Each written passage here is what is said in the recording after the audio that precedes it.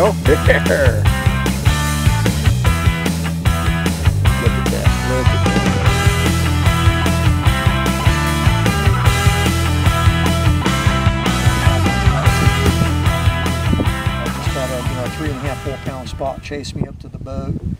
So I mean, there's some fish there. The Alabama rig has taken the fishing world by storm. There's just an awful lot of experimental interest in it. Just what can this thing do?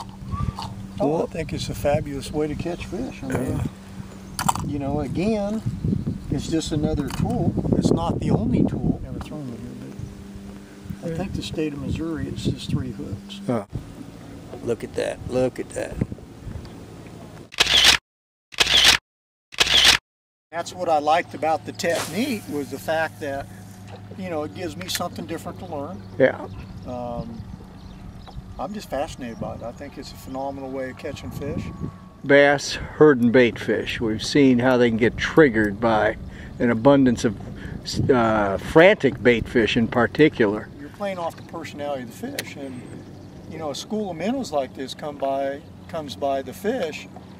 You know, just instinctively they're going to react to it if they're hungry. I don't have to prove it to myself. I know how well it works.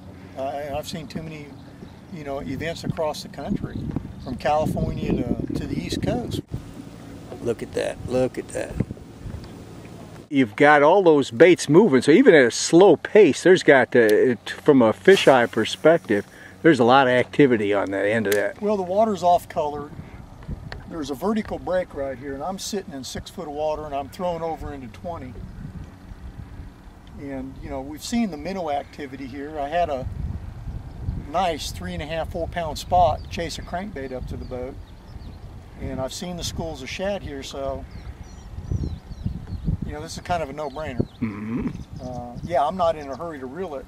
What I'm trying to do is kind of feel my way, you know, down this ledge right here.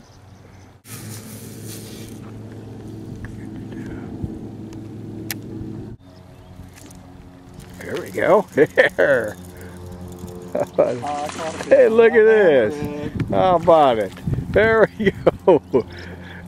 Now here's a interesting mix. You've put a series of grubs on there. We had a fish respond real quickly. We're only out here just a couple minutes with this. Look at that. Look at that. Again, you know, that's just the beginning of developing an understanding of what these fish do. It was very, very effective. Great, great tool. Now all you have to do as an angler is just learn how to use it to your advantage. But it's just like anything else. Just because you tie one on and you go throw it doesn't mean you're going to catch fish on it. You have to develop an understanding, do your homework, practice with it. You see, when we come back for that open here in 2 weeks, we'll be able to fish the Alabama rig, and I know that it's going to be, you know, a real, real important tool if I could figure out the right water to throw it on. Mm-hmm. Just had one knock. There we go again. Look at this. Now we've literally only been out here a couple minutes with this, and they're getting a little bit bigger here too, and different species. Okay, and within 2 casts here, we got 2 species of bass. Look at this. Look at this on this grub, this smallie.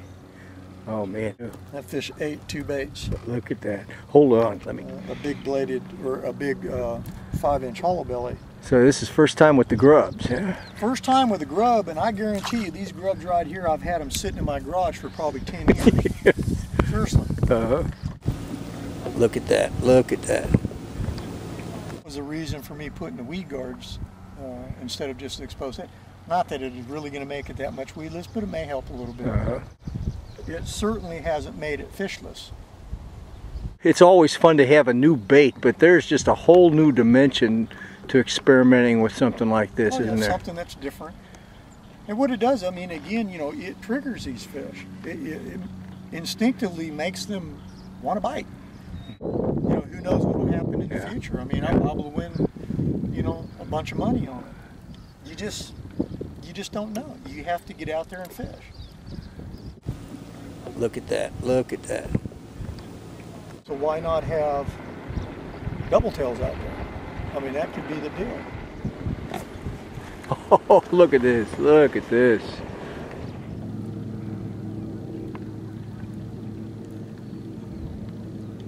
The other time I fished this rig, I was throwing 5 1/2 ounce heads, so I had a little more 2.5 ounces of lead on there, and I don't even know what the best bait's like. Yeah, that's wide open. Swim baits, paddle tails, twister tails. You know, they got. And I know that, like any other technique, there has to be times where size matters. That's the reason why I built, you know, this wire version, 3 different sizes, you know, length of wires, you know, 4 inch, 5 inch, 6.5 inch. Because, you know, like here I'm throwing the grubs, and this is not the big heavy duty Alabama rig that's, you know, the original. Yeah. This is a scaled down, more finesse-y type rig here. I think the most important thing that the guys are learning is that multiple rigs or multiple baits, you know, just trigger something in these fish. Oh man, that's. But we had a. Now you were just fishing that vertically, and that spotted bass hit that. Again, just, you know, fishing this thing uphill. You know, again, I'm only using 3 heads that are 3/16, and I have 2, as you call them, decoys on there with no weight at all. And this is just an all-wire harness that we have at fishboss.com, so rig doesn't weigh very much. You know, again to your point, this is just unexplored ground. Oh, this could be unreal.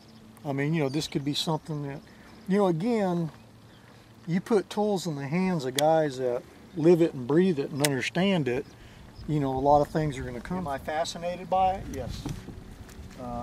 Do I want to keep fishing it? Yes. There we go. There.